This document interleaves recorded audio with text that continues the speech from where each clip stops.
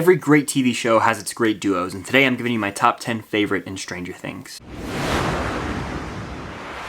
What's going on, guys? I'm Chris and welcome back to another video. So today I'm going through my top 10 favorite duos in Stranger Things. This show is filled with great characters, which makes for some awesome duos to talk about. But before I get into this list, make sure to hit that like button, comment down below your favorite duos from Stranger Things, and make sure to subscribe and hit that notification bell so you don't miss out on any future videos like this one. This list was pretty hard to put together, but I'm gonna hop right into it. Coming in at number 10 for me, I've got Jonathan and Will, the brotherhood duo that's been around since season 1. Now, the reason they made this list as opposed to some other duos that were more like honorable mentions is because they really strengthened this brotherhood dynamic in season 4. We get one scene in particular where Jonathan is basically telling Will, like, I'm here for you, feel free to talk to me, like, I know we've kind of drifted apart and things aren't the way they used to be, but I want to be here for you and I love you. And they had this really special brotherhood bonding moment, and so that kind of solidified them as like a great brotherhood duo, especially in season 1. Jonathan loves Will so much, he's looking out for him, he shows him, you know, should I stay or should I go, and all these different types of music, so they have a very strong brotherhood bond. But coming in at number 9 for me is actually going to be Mike and Will. Now, I know that they've been on the fence lately, and in season 4 Mike is a total a-hole to him, kind of disregards his opinions, and he doesn't really have the ability to kind of read the room when Will is trying to, you know, tell him something emotional. He doesn't really check on Will and kind of brushes him to the side. But earlier on in the show, Mike will do whatever it takes to find Will and save his friend. And even in season 2, Mike seems to be there for Will more than the other friends sometimes. Now, obviously, their relationship hasn't been the best lately, but I think in season 5, we're really going to see Mike and Will and the original group of kids band together stronger than they have throughout this entire show. Number 8 for me is actually going to be Eleven and Max. They have a great duo in season 3 in the early episodes when Max is kind of teaching Eleven the ways of being a normal kid, going to the mall, shopping, listening to music, reading comic books. They're just having a fun time, and they're such great friends. Max gives her boyfriend advice, and the shot of them getting on the bus and kind of laughing after Eleven says, I dump your ass. That's probably their most iconic moment as a duo, in my opinion. Plus, in season 4, Eleven literally goes into Max's mind to try and fight Vecna for her. Eleven is a great friend to Max and vice versa. Number 7 on my list is actually going to be Lucas and Max, or Lumax, or Mucus, or whatever you prefer.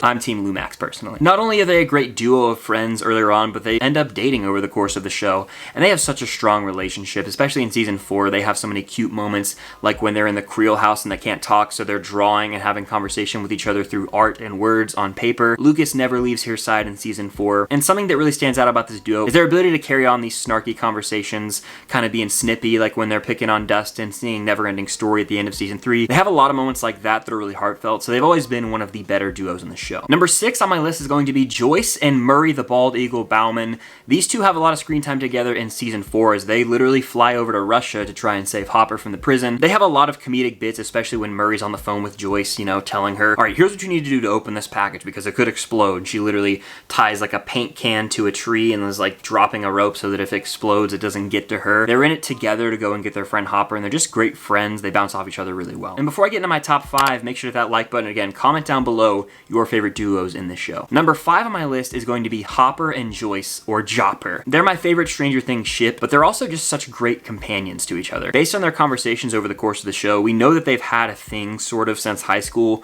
as great friends and maybe romantic flares here and there, but Hopper's always there for Joyce, and whether they want to admit it or not, just like Murray says in that car, just admit that you want to screw! It's a fact because they do love each other deep down inside. We finally got to see them share that kiss and romantic embrace in season 4, and I hope that they end up together at the end of the show because they really are perfect for each other. We need to see them go on that date at Enzo's. It is a must in this show. Number 4 on my list is going to be Steve and Robin, the duo that stole our hearts in season 3 as Robin was a newly introduced character. They both work at Scoops Ahoy together, and for the first few episodes of season 3, we all thought they were going to end up together romantically because they were setting up Robin to be Steve's lady friend and vice versa. But then Robin comes out to Steve, and then he's like, cool, I can dig it. And that's just a moment right there where I was like, okay, these two are going to be best friends to the end, and they are a really great friendship. I love how they're driving in the car in season 4, kind of spewing their romantic problems to each other. They're like each other's wingmen, essentially. They work together at Family Video. They've been through it all together. Friendships like this just make me feel warm and happy inside, and they're definitely one of my favorites in the show. Number 3 for me is actually going to be Hopper and Eleven, the father-daughter duo of this show. Hopper cares so deeply for Eleven, and we see that develop over the course of the show as he kind of takes her in as his daughter, and then ultimately he he makes the sacrifice in season 3, and it's so sad when we first see Eleven get the news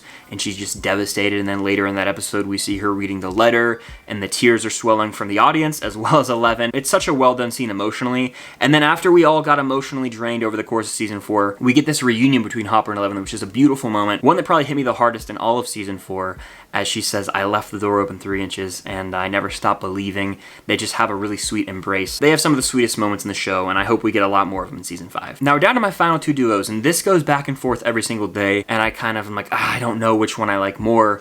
But at the end of the day, I think I have to go with my gut here. And on live streams recently, I've even kind of said one duo over the other, but I've thought about it recently, and right now, I'm going to say my number 2 is Dustin and Eddie. They are such a fantastic duo that develops over the course of season 4. Eddie's the leader of this Hellfire Club who everyone kind of looks up to, and Dustin really sees him as an older brother and a role model for him, as Eddie kind of teaches Dustin, be yourself, you know, never change Dustin Henderson. They have that strong brotherhood bond.